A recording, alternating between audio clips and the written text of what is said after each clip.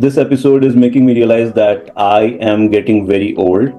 Can you tell me something about from your IIT Kharagpur days? Something that's unique to IIT Kharagpur is, I think, the illumination that we had. You get to know that there's so much more out in this world. So I had taken GMAT, and very naively, since I got a good score, I was like, okay, now I'll get in. Like, I got a 716 GMAT. Who is going to stop me?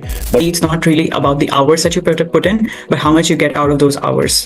Basically, it's quality over quantity. So TBD, the team-based discussion is one part of the process of the interview. So we have a regular interview as well as the team-based discussion. Hi, Saffi. Hello, how are you?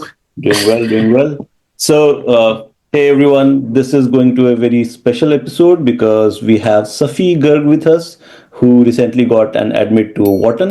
We will briefly discuss her journey so far through architecture, business analytics, and consulting most recently, and then she has gotten an admit to Wharton. So we will get into the details of the MBA journey that she has been through, and we'll try to see if any of this is helpful for you guys. That would be great. But more importantly, I think this episode is making me realize that I am getting very old, because Saffi also comes from IIT Kharagpur, but she joined IIT Kharagpur when I had left IIT Kharagpur. So okay. With that note, Saffi, welcome to this episode. How are you feeling about the Wharton admit? Honestly, it's great. It was one of my top schools that I wanted to go as well. It's an amazing program that they have over there, with really amazing types of courses. A lot of things that we can do, credit, non-credit basis, like the San Francisco semester in San Francisco, the Viva, all of that. Yeah. Congratulations for that once again. But before we get into the details of the MBA application, can you give me a brief intro and explain your journey briefly from your IIT Kharagpur days, or maybe even before that, if you want? Sure. So I was born in Malot, Punjab. Malot is a very small town in Bathinda in Punjab, and so starting from there, I spent my very early years in Delhi and Mumbai, and then when I was 8 or 9, I moved to Dubai, and so I pretty much grew up my whole life in Dubai. I would say for until I was 15. Then I went to I went to Mumbai again to start to start my IIT JEE journey, and then I got into IIT Kharagpur, enrolled in the architecture course, as you said. So first year I was very dedicated to the the overall architecture and everything, and then eventually I realized that there's not much that you can do in the design field. So I moved a lot. A lot of my peers were into coding, and I kind of started doing more of analytics. I was a competitive program in Python, and during my placements, one of my dream jobs would have been how do I say something like a coder at Google or something. But then I got recruited in Swiggy as a business analyst, and that was just a whole mind changing kind of an experience, because you get to learn a lot about business, and coding just doesn't give you that kind of exposure, I feel, about businesses. And so this was my most impactful projects came from Swiggy, because I was part of the fraud analytics team, and I was also handling the drone delivery aspect of it. So that was something that actually introduced me to real-time analytics in the business world. And then I moved back to Dubai with Noon.com. So this was just I wanted to use what I had learned at Swiggy into multiple geographies. So I was looking after 3 different regions at the time, which was Saudi Arabia, United Arab Emirates like Dubai, and also Egypt. So these were the 3 countries that I was leading most of the categories growth division in. So this was amazing. And then finally moved to consulting. From business analytics in Swiggy, I went to consulting, and I'm a senior consultant at Carney now. Nice. Yeah. What a journey. But very intriguing. Why did you choose to come back to prepare for IIT? Do people or do Indians who go to Dubai generally do that? Or was it very counterintuitive? And why It's Mumbai? Do people come to Mumbai for JEE preparation? Yes, actually, it's quite counterintuitive, I would say. like from, but like my parents were like a bit like they were not ready to send me abroad just yet. I was just 17 at the time, so they were like, but they also like did care about my future, of course. Like, didn't want to keep me in Dubai either because it's not Yeah. really known for education in general, like especially the undergrad. So they Mhm. were like they wanted like the top education, like most parents do, and like they wanted, like my dad really wanted like both his kids to crack IIT. So my brother did crack from UAE itself.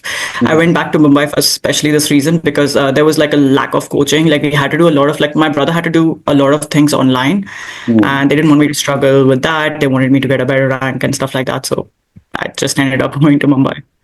Got it. Got it. Yeah.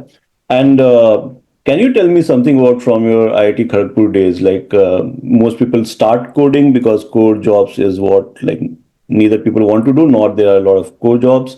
But apart from like academics, can you tell me a few fond memories that you have, and what hostel or what hall were you in at IIT Kharagpur? Yeah, at IIT Kharagpur, I was part of SNIG Hall, which is Sarojini Naidu Indira Gandhi Hall of Residence, Yeah. which is I think the best days. If you talk about like, I think something that's unique to IIT Kharagpur is, I think, the illumination that we had every year. Yeah. So this was, I think, one of my most fond memories of like celebrating Diwali, because like I had stayed out of India for quite some time, and like celebrating Diwali and everything there, how it was so lit up. It was quite new, and it was very it was a very nice cultural Yeah. aspect to it. Yes, and like my most fond memories also were from the amount of clubs that I had joined. So in my first year, I was part of like, E-Cell, then I was part of Alumni Cell. Mhm. So this was just like, it just generally transforms you, like into like as like you get into teamwork, you start working with people, you do all nighters, so you make the best of friendships during those times. And I Mhm. feel like through these clubs, this I highly recommend people to join clubs when they're in undergrad, for sure, like for Yeah. this reason, that kind of friendships that you form. Nice. Can you tell me about the entrepreneurship cell there, and also like since you were part of it, you guys must have been looking at what other IITs are doing. For example, IIT Madras is being very known in this area, funding companies like Aether Energy and like space tech as well. So can you give me some highlights there as to what IIT Kharagpur was thinking or where we were going regarding that? Yes, so we were actually so at IIT Kharagpur. I remember during my year, just from like what I can recollect is, uh, remember there was like an impact kind of an event that we were creating. Like there were a lot of angel investors that we had invited to campus, and like we almost hosted an event for like where 8 founders got funding, and they were all like impact driven. They were literally like, they went to like very small regions.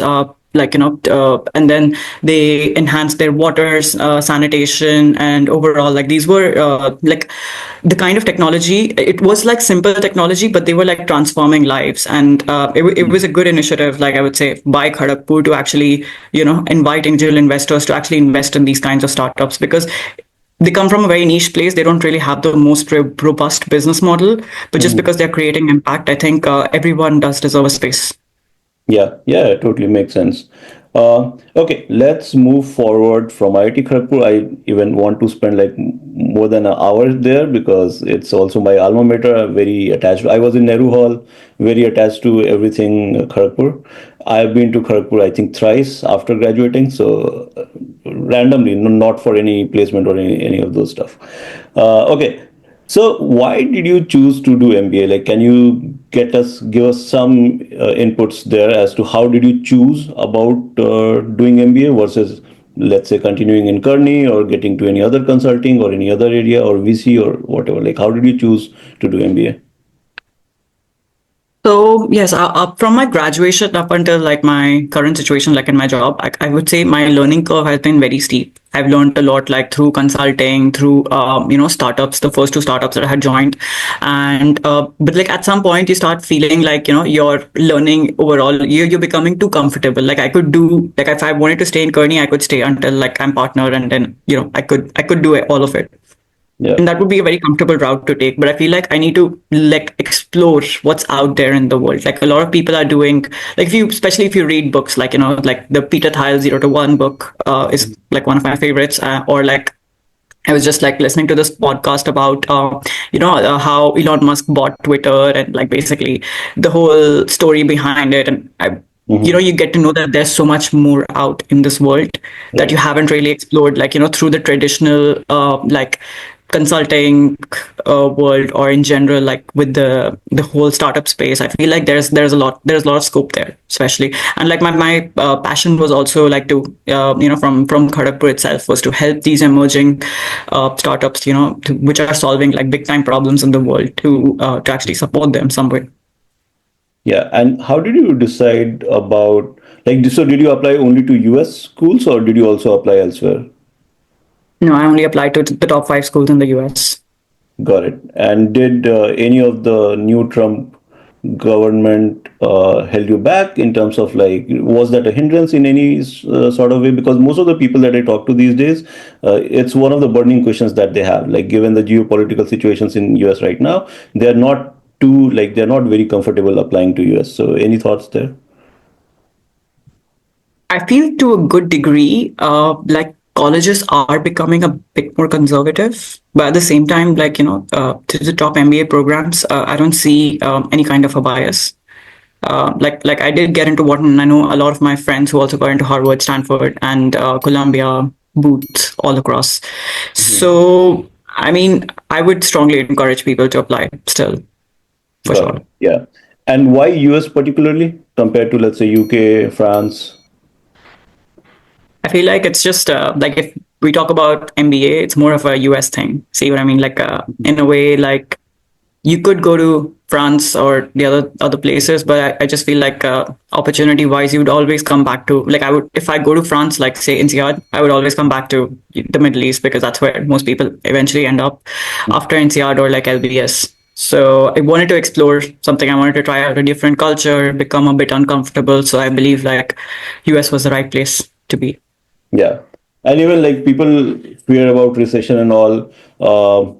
And as you know, I'm a part-time now turned full-time MBA consultant. So many people ask me this question around what about recession in US and other stuff, like how would that impact the placement? And my simple answer there is, like, if recession comes and it impacts US, it is definitely going to impact the rest of the world. So it's not an isolated world. So you would rather be in US than any other place when the recession hits, is what I feel. Of course, there will be some exceptions. For example, the 2008 recession did not impact India as much, but then I mean it's fine. Okay. Can Actually, want you to add one more thing. I actually Yeah. just wanted to add one more thing. Also, like, of course, the best place for it is MBA. At the same time, the kind of work that is being done in the US, like just to your point, I wanted to add to that, is that it's not being done anywhere else. Like literally, like if you talk about the best of drone technologies, the best of, everything, like in technology, like I'm super passionate about tech, and I want to, even if I want to eventually get into venture capital, like in the near future, I want to invest in companies which are doing deep tech. Yeah, totally. Yeah, that makes sense.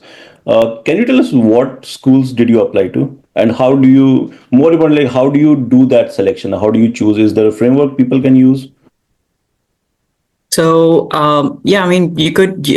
Well, I applied to five schools in total. So I applied to six schools actually. I applied one as safety as well. So five and one safety. So I applied to HBS, Stanford, Wharton, and I Mhm. think Stanford we partly worked on it together as well. Yes, and you had amazing feedback. You gave great feedback on that. I really appreciate it. Then Booth, Columbia, and Kellogg as safety. Got it. So, like, do people choose a few from, should people choose a few from safety, a few aspirational, or like, how should we go about? And like, can you also give us some sense around which round to apply in, which schools to apply in round one versus round two? Like, take us through that entire thought process that you had. Yes. So I was a bit like, so I was also eyeing my promotion, I would say end of the year. Like at Kearney, I had all the ratings in place. Like I was at next, blah, blah, blah. Mhm. Like the way you're supposed to be, like, how consulting works. Mhm. So, but just like it didn't happen because of the overall market at the time was just not optimum for like promotion. So all of it got delayed. So that's why I ended up applying in round two, and so I got my GMAT score naturally quite late, by end of November, and I had only 6 weeks to do all of my preparation, like all my like Mhm. all of my essays, and what kind of a job is that? Like, it's quite hectic, especially when you do consulting with that. Yeah. So my overall framework, like I would say, 6 weeks in, I thought maybe one safety, one aspirational. I wouldn't say safety. Actually, Boots. I applied to Boots, Wharton, and Harvard. Mm-hmm. So I prepared these three first, and then eventually, when I saw that, okay, fine, all of my stories are ready, everything. Like, so I would say, like, I gave 2 days to CV, and then I think I would say 3 to 4 weeks to these three schools, and then in the last 2 weeks, I probably did the remaining, which was Kellogg, Stanford, and Columbia. So I think Columbia and Kellogg, I did pretty much, I would say, in 2 days each. And Stanford was, I think, the one that took the longest for me because it had, like, I think about 5 essays that had to be prepared. So, Yeah. yeah. Yeah, during my time also, like I had applied, so I had taken GMAT, and very naively, since I got a good score, I was like, okay, now I will get in. Like I got a 716 GMAT, who is going to stop me?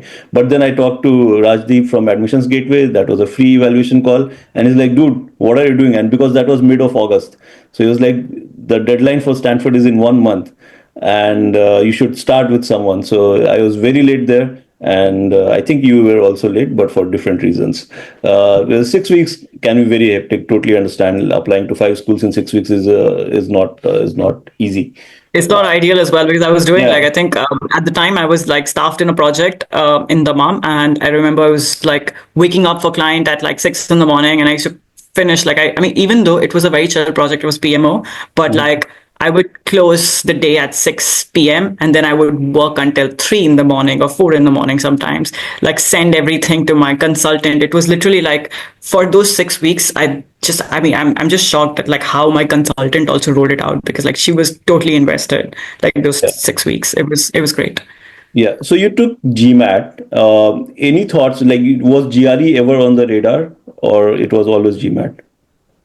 So I feel like for me, GRE was never on the radar because like I'm naturally very good at quant, even like say growing up, amazing at like mental math. And I would say like in GMAT, when I gave my GMAT as well, I always had like 15-20 minutes that was just like left to spare because I was done with my paper in like I would say even in DI, for example, data sufficiency is now moved to DI. There's a data Mhm. insight section. Like there are 3 sections now. So Yeah. those data sufficiency questions, I looked at the time, I used to spend less than 30 seconds per question. So I would always save time on like 7 questions by, just spending less than 30 seconds. Mhm. And my quant was super strong as well, 20 minutes. And I used to just like go over all of my questions, redo it. Mhm. So yeah, I mean, so GRE was never on the radar for me because I know my quant was like really good, and I feel like GRE is good for people who are good with words in general, who are like good with like reading a lot. And Mhm. yeah, and for me, like verbal was not a blocker. I did get the hang of it because even like the GMAT verbal is very how do I say, it's very rule based. So in Yeah. a way, Very it's like logical, solving. so to say. Yeah. Exactly, it's logical. It's not something like you need to memorize like in the Yeah. GRE. Yeah, So GRE yes, verbal is either you know it or you don't. Like you can't crack it during the exam. Whereas for in sure, GMAT you agreed. can. Yeah. Got Yes. it. Did you take any help in GMAT preparation? How much time did it take? How many attempts did you take? What did you score? So I had in total 2 attempts. Mhm. I took help, yes. So when I was starting, like I started back in April, like in a very soft way, like just like spending 2 hours trying to get the hang of it. But then earlier, I was like going for round one, and I was like pushing very hard for round one. So that's when I like reached out to, I mean, because I know like time would be a factor, like I had to crack it in the next 1 month or two or something along the line. That's how everyone started putting pressure on me, right? So Mhm. that's when I joined Catamount Labs. Right now it's called Your Score. Shweta Gurnani and like Abhinav sir, they were like amazing coaches. Even though my quant was very strong, Abhinav sir was like just like next level in terms of giving all of the insights and everything. And I strongly recommend people, if they want to go with a structured approach, that's always the best way, and especially because it saves you a lot of time. So you can do it by yourself always, Like it's not a big deal, but like then your approach, I mean, it's just like it could take you, just about a year to figure it out, getting ahead with the right approach, the right kind of framework to it's pretty much like you could study. It's not really about the hours that you put in, but how much you get out of those hours. Basically it's quality over quantity. Yeah. Because like my first attempt, I got 625. That was at the beginning of November, and I think within 15 days when I gave it the next attempt, I got my target score, which was like 695. So anything above 685 above was, I think, good at the time, considered it was 740 plus, and 695 is, I think, 750. Yeah. So yeah, 90th percentile was decent and acceptable. Yeah. And this is all in the focus edition, just clarifying for the audience, right? That is correct. Yes. Yeah. Yeah. So one thing I would say, like similar, I would definitely appreciate you saying that you got some help. And I think that's required, not to everyone, but if someone feels the need, they should definitely take it because it eases a lot of pressure on you. I remember my time, like similar to your story, I was very good at quant. So I took first attempt, scored the full marks, whatever was possible in quant, but my verbal was pretty bad that I scored overall 710. And then I came back and I was like, what did I do wrong? And then I actually started studying a few books on verbal. And I was like, okay, I didn't know anything about verbal. I just went and attempted it randomly, like just on intuition. I didn't know any rules. I didn't know the rules in sentence correction. Sentence correction used to be a thing then. So what I did was I took a GMAT course, and I'm a big proponent of that course. So wherever I talk, I do it. This is not a sponsored thing. I recommend that course to everyone because it breaks down GMAT verbal to very logical steps that you can take, that how you can dissect a question and like try to get to the answer. So definitely recommend EGMAT, and Shweta is amazing as well for quant. She does quant or other stuff as well. She has verbal, and yes, and I also recommend GMAT Ninja. Just like GMAT Ninja, also like it has like those free videos on YouTube. They're super good, especially in the concepts, like in like topics where you're struggling with the concepts, or like finding out like ways to solve it in like shorter amount of time. They have good tips and tricks. So anywhere, wherever you can get any tricks to solve quant, highly recommend it. Got it. And if you can reveal who was your consultant, but more importantly, I'm more interested in like, should people take on consultants and how do they help in general through the entire process? Yes. So just like GMAT coaching, I feel like consultant can, it's more about like putting it in a nice way and like having the structure ready. Because I feel like my consultant was Aparna Pava, by the way. A big shout out to her. She's done an amazing job, literally, for like rolling out all the 6 applications within 6 weeks. It's crazy.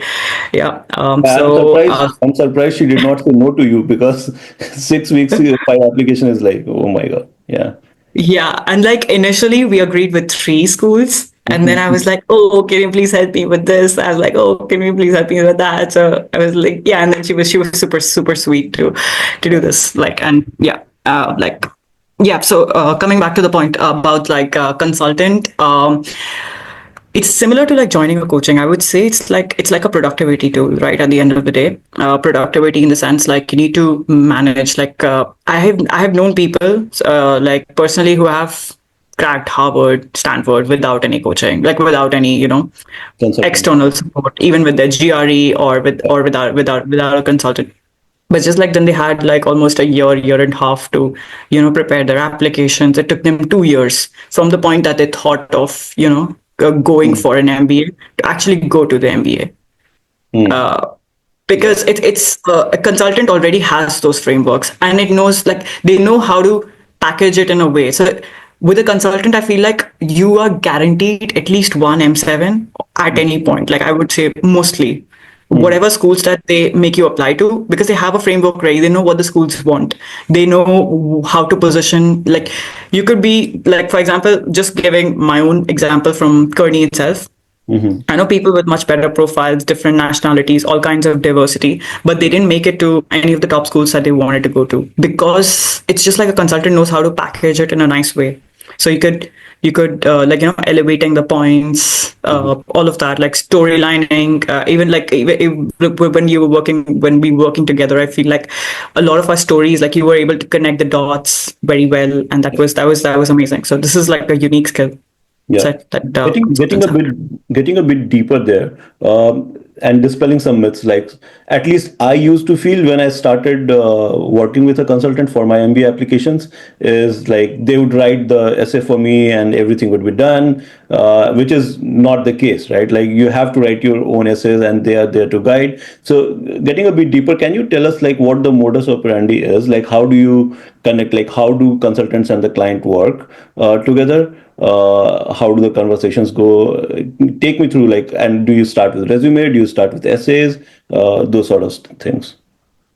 Yes. So I think, well, starting with like the consultant that I worked with, so she sent me a document, just like, asking a bit of like basic life questions. How many cities did you live in? What Mhm. kind of like school, childhood, and all of that? Like, did you have any learning disability growing up? For example, I was dyslexic, and I never thought like I would put that in an essay, but like then she's like, no, you need to show that as a struggle, and then you need to build it up how you cracked into IIT JEE, your early childhood struggles. So I had like, okay, fine, bullying, this, that, and then how basically that what makes a story compelling. How do I say this? Like, and yeah, exactly. So they pretty much start, I would say, trying to get to know you as a person. Like, what are Right. your motivations? How do you think? Why do you think a certain way? So they kind of had like a character sketch ready at the very beginning, and then we got into like CV. CV is very much like how do I say? CV is very it's very quantitative, right? Like, fine, these are your professional experience. It's like a Yeah. framework. I don't think you need much support in CV. Just like, yeah, elevating points, but would be required for sure. Like, you would need to elevate whatever you do. If you build a model, no, you need to go into the use case where it was building it, and then the impact, numbers, all of that, GMV, business growth, industries, mobilization, all of that. Got it. Okay. Yeah, makes sense. Did you also apply to any scholarships? Are there any scholarships? Did you do any research there? So my company, Carney, well, although they haven't offered it yet, but like it'll like we have like a review session after you get an admit, we can apply for a scholarship, and after like post that scholarship, we can we basically have a review sort of review to so basically I got some scholarship which was merit based on my GMAT score first from Wharton, and the remaining would be paid most likely by my company, like my organization. So I didn't research too much on Got that. it. Does Kearney require you to come back after graduation? Is that scholarship based on that or something else? Yes, they do expect you to come back for 24 months and work for them. Got it. Okay. Okay. Yeah, makes sense. Okay, let's come to Wharton. And before Wharton, are there any other admits that you get, or was it just Wharton? Just Wharton, yeah. I mean, remaining were either ding or waitlist, but it's like for myriad of reasons. Of course, first it was round two, another was the Yeah. Trump situation. That's Yeah. true. Okay, so let's talk about Wharton. How many essays are there? What the questions are? And I personally would be very interested in how the team-based discussions go and how did you prepare for all of those? Okay, so starting with first, sorry if you can. What Yeah, was it? yeah. In water application, like what are the different essays? How do you like think about writing those essays? We can take one essay at a time, and then finally, I would be more interested. I would be personally very interested in the team-based discussions because I had not applied to Wharton, so I never was part of the team-based discussion. I have only heard about it from different consultants, candidates. So, I would love to understand from you as well what the team-based discussion is all about, and how did you prepare for all of those? Perfect. Great. So starting with essays, I feel like one essays like in at Wharton, it's very quantitative at the same time. I would say like their way of like thinking and structuring, even like from essays, their essays are very different first from like most of the school's essays. So one is a goals essay, another is other is a contribution essay, and even their LORs are very, I would say, like unique in a way. Like I think when I looked at the questions, it was like how do you think the school can benefit? How do you think that person would be able to, contribute. So for starting with essays, I feel like first was the goals essay. So goals essay was very much straightforward. You have your goals, and when we talk about like this is where the consultant comes in, because like my goals were very different from what I had already done, like throughout, because like I was part of two unicorn startups. I was then in consulting. So it's like, where does it exactly come from? So when I talked about it, I talked about my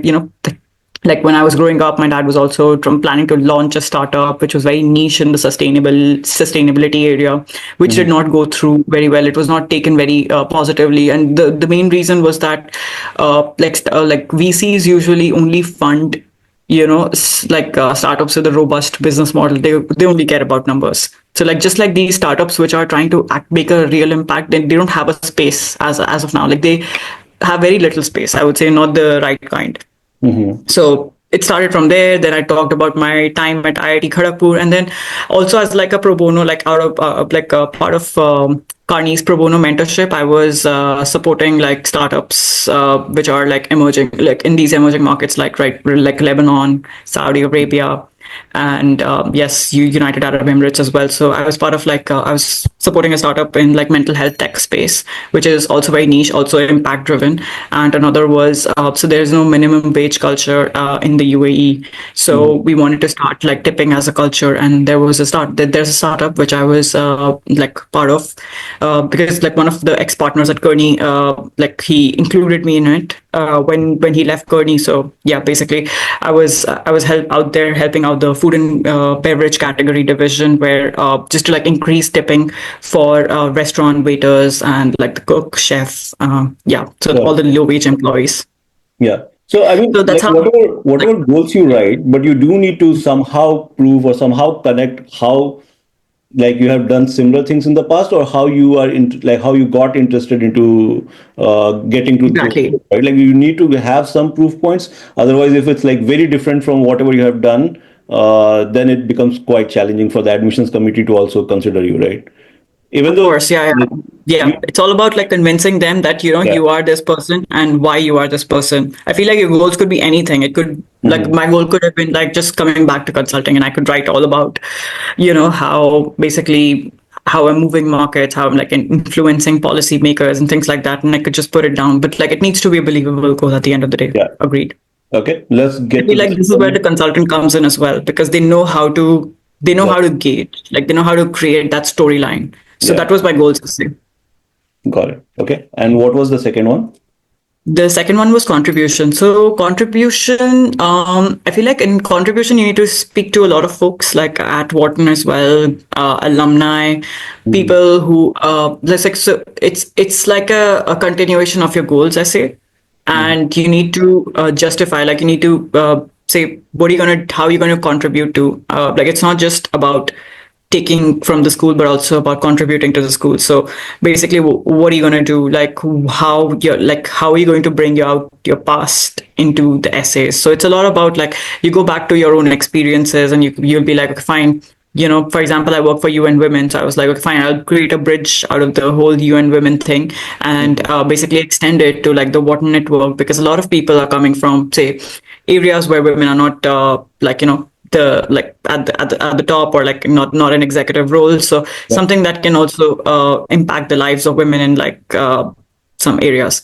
So like just like women of color and all of that, just like women in emerging markets. So that was one aspect of it. Another pillar that I brought out was the story of startups in general. So for example, e-commerce, the like e-commerce doing e-commerce, especially in Dubai at a Mhm. time like in back in 2008 2010. That's when I think noon.com started up. So I also said that one way I could contribute was for us. Khalid was who's also an Wharton alumnus.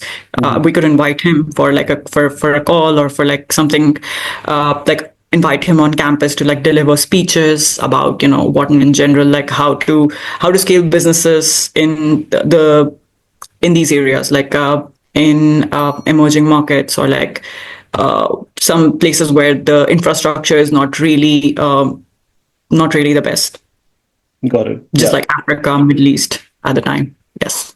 Got it. So it also, so I think the second essay is too much about like talking to the alumni, talking to the current students, and researching a lot about Wharton and thinking how you can connect your experiences with what you can do in future when you are at Wharton. So I think a lot of research is required in there. It's of course there's a lot of thought process required in connecting the dots, but I think it's a lot about research. If you can bring out some unique things by doing those researches, I think it helps a lot, because Yes. you see everyone in your similar profile is going to write about similar stuff. For example, in Stanford, there's also like a why Stanford essay, which is not exactly the contribution, but related. And most people would write about like the top schools, so sorry, the top courses which are there, the top professors who are there. But you need to bring out, like, do a lot of research and bring out something that is not so known, and very linked to your particular profile, and that generally helps a lot, because it gives a sense to the admissions committee that this person has researched a lot about the school and they know what they're talking about. So that helps too. We talked about essay 1, we talked about essay 2. So you submit the applications, and then what happens?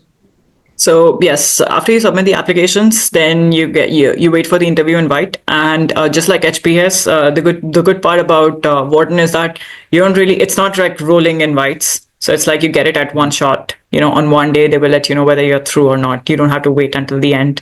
So that's a good thing.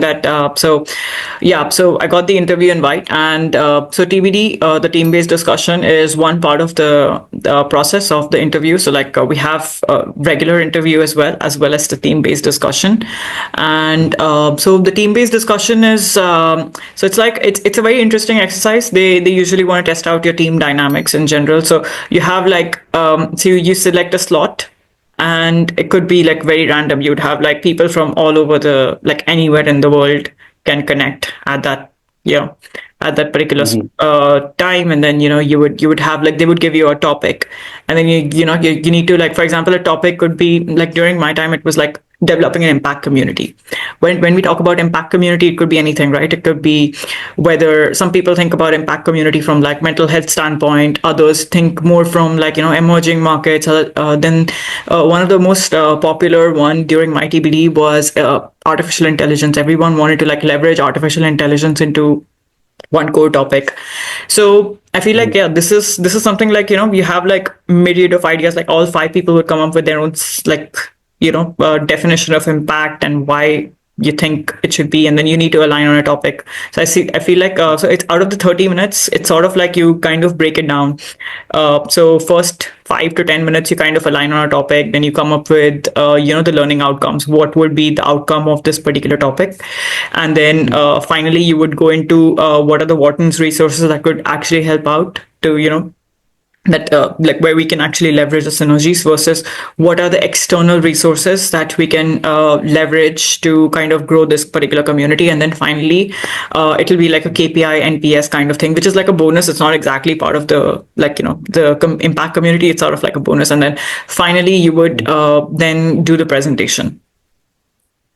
Okay, so Yes. you, like all of you as a team, would do the presentation. That is correct, exactly. So How first, long is the like some presentation for? 5 minutes approximately. Yeah. Okay. And So you it's have it's like, not slides, it's agreed, just exactly. verbal. Exactly, it's verbal. So it's sort of like you have like the total TVD, I think, lasts for 5 minutes. Sorry, 35 minutes. So the first, I would say 5 minutes, everyone gets like a minute to do their speeches. Then you have like 25 to 30 minutes to just like, to kind of do the entire like 25 minutes to do like a line on a topic, all of the things that I talked about, the structure, like basically. And then eventually, like, you need to present in the same order. You need to first, one person will introduce the topic and like why we chose it. Other person would discuss the learning outcomes, internal resources, external resources, and then finally someone would do like a sort of the conclusion, as well as like NPS or anything that they can think of. Got it. That's And is it like they have a fixed number of people that they would take from each group, or like it all depends on your performance? Like they can take the whole group as well if everyone does well. So just speaking of my group, I just know the remaining, like, out of, and like, it depends on the group, to be honest, like how well you perform. And I feel like a lot of it also has to, like, they also do like the class profiling post interview, right? Like they need to also select people a bit like based on the diversity and other factors. So I know that me and one more girl got in from my groups. Out of five, only two made it. So Mm, that I know of. Exactly. Again, the remaining three, I haven't really found them on groups yet. The WhatsApp groups. So yeah, I mean, but then I've heard of like all kinds of stories. I've heard of stories where like the entire group does not get in, or like all five people got in. mm, It's really, it depends on how you perform, and the whole idea is to kind of maintain a positive outlook, right? You don't have to stand out, like you don't have to be desperate or in any way, but you need to put your mm. point like across, as well as be respectful of other people's ideas. Okay. So what role did you take on during this team-based discussion? Like I was very well versed with my own idea. So mine was like supply chains, AI, and humanitarian logistics. That's what I wanted to build out my what do you call but then that was not the what do you call the topic that ended up being chosen. The topic that we ended up choosing was mental health and AI, because it's like an emerging topic, and I believe like everyone also agreed. So I took on the role of facilitator to a good degree, because like I didn't have any of the resources, I would say, specific to, like I did come up with like some logical resources that, okay, fine, we can just like how do I say, we can partner with UPenn Health or something along the line, within Wharton, but like we didn't like it. So that was the reason why I took on the facilitator role, because you kind of get FaceTime, you kind of develop like the structure initially, you can Mhm, pitch in like, okay, fine, you need to be cognizant of time, so you need to keep moving forward, and things like mhm, that. You can always do that, and during my presentation as well, because a lot of these resources are something that you cannot really keep in your head for too long, right? Or like even if you're taking yeah. notes, it's not something that you can jot down. So I always took on like the conclusion and the NPS part, because it's the easiest, and you can just like say one or two fluffy lines, and you could like fill the gap and sort of like finish it off in a minute. But most people would want to get into that role, right? So how do you like decide? So that's the thing. I let people choose first. It's sort of like, Mm, oh, someone would be like, oh, let me do the intro and learning outcomes. Someone would be like, okay, fine, let me do this, that. So it eventually just comes. Like, I think there were just two roles left at the end. One was conclusion, mm. and the other was NPS. So so that's it. So like I think it was me and another person who is from Saudi Arabia. So we were both left at the end, because we were not really fighting for something. So yeah. So I Mm. ended up doing NPS. He did the conclusion. So yeah, it was easy. Yeah. I think that's a very good learning there. Like it's less about fighting for something. It's more about like whatever role or whatever opportunity you get, you basically be assertive and put your points across quite well. Like, I think that's Exactly. what. And it's less is more. I feel like that's also another thing. Like I mean, the less you speak, but like the more impactful it is. I think that's what counts, because a lot of people tend to like blabber a lot during these Mhm. team-based discussions. They don't know something about a topic. They would just say random stuff without a Yeah. backing, and I feel like that becomes very evident, right? Because a person who's like doing your team-based discussion, whether it's an adcom or an ex student, must have taken like hundreds of them, and they can pick when somebody's trying to be desperate, or just trying Yeah. to get some face time in. Yeah. Got it. And in terms of the process, like is the team-based discussion before the interview, after the interview, or it can be at any time based on the slot you pick? So it's usually before the actual interview, because like Mm, after your team based discussion gets over, you are like put in a waiting room sort of, and like one by one the adcom or like the student whosoever is taking your TBD will also take your mm, interview. And interview is fairly straightforward. It's just like three basic questions that they have. It's like, what are your goals? Why Wharton? Like how would you contribute to Wharton? And like it's also a reflection of the TBD. So they would just like ask you like, okay, what are your top challenges that you faced? Or for me, mm, it was a very weird question, which to this day I really don't know what he meant, but like I just answered something random. So I think mine was like, okay, fine. At what point during your TBD did you get inspired by the discussion that's happening? So I mean, this can go in any way. It's such a like mm. like a, how do I say? It's a very fluffy kind of a question. It's not really something that you can be Yeah. like, okay, fine, this is how it's supposed to be answered. But like, yeah, and then I just talked about the whole ideation. Everyone comes from different backgrounds. It was very inspiring, blah blah blah. That everyone could eventually like aligned on a topic. Yeah. So Nice. exactly. Right. Yeah, thanks, Sophie, for all of that. Like that gives a good sense of how the team-based discussion interviews and the rest of the Wharton essays and rest of the Wharton application goes. What's next for you? So, what are you thinking? Like you have time till you join Wharton, right? So, what do people generally do? And have you started thinking in that direction? Yes. So because my company is sponsoring me, so I mean, I have to stay until I think June or whatever, until like my sponsorship or whatever is like, finalized. So I cannot really take a leave of absence. But yeah, I mean, like even through my consulting projects, I usually tend to travel a lot. So like the good part about consulting is like you go to Saudi Arabia, and then for the weekend you can go anywhere else in the world. Like you can be like, okay, fine, I don't want to go back to Dubai, that's my home base, but like you could go anywhere else. So yeah, I just want to like cover as much part of this side of the world and then travel the remaining areas during my MBA. So yeah, travel Nice. is a big Yeah. part. That's I mean, I would love to do like a lot. Like what usually people end up doing. To your second question is that most people get into a pre-MBA internship. They travel a lot. I know a couple of my Wharton batchmates. They are currently in like Bali, and they're just like living out for like 3-4 months in Bali, and have like left their jobs, which is also a great Yeah. way to like relax. Yeah. I mean, I definitely recommend people to not get FOMO because you will see multiple, you get part of a lot of WhatsApp groups of your prospective batchmates, and then you get to know like someone is doing a pre-MBA internship, and then you start getting the FOMO that I should also be doing something. But I think you should just do what you want to do, what you have always been wanting to do. Just get that done. And what of course, if you do pre-MBA internship, it may help in the future, but I think it's fine given the amount of experience you have already had before you join MBA. Like you'll figure things out. I'll give you my case. So I got my admit in December mid. That's when the results were announced. In January, I quit my job, but I had a 3 months notice period to serve. So April mid was when I was free, and the classes were starting in September. I had good amount of time to do something else. What I chose to do is go to Bangalore and stay with two of my best friends, spend time there, learned playing drums, just going outside Bangalore, walking in the parks, and it was a very relaxing time that I had. Then also spent like a month with my parents, and yeah, I mean, just and I think I turned out fine, so it's okay. You should Exactly. not Yeah. sweat. Yeah. Exactly. Like for me, even one more goal that I have is like for once in my life, I just want to be like super fit.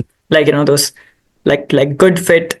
So yeah, like for example, if I want to say go on hiking, I don't want to be out of breath or something along the line. So I'm like doing sports every day regularly, even though I'm on projects in Carney. But like yeah, I mean, you can always negotiate a better work-life balance when you have nothing to lose. Yeah. Yeah. Yeah, yeah, Exactly. yeah. For sure. And I think MBA does help you, like it gives you some time to also work on your fitness. But I think only those people who had already started the journey before coming to the school were Hmm. able to continue it versus people who wanted to start when at school, like it was difficult. But if you are already in that mindset and have been doing something regarding fitness before you join the school, it's easier to like figure out. If you start figuring out while at MBA, it becomes difficult for most people. So I would say, yeah, just do that. Cool. Thanks, Sophie. Thanks for your time, and I wish you all the best. And do reach out to me. Let's meet up when you are here. For sure, yeah, definitely. I'm also planning to do a semester in San Francisco. Maybe we'll meet up then. Sure. Yeah. Thank Perfect. you. Great. Thank Bye. you. Thank you. Bye.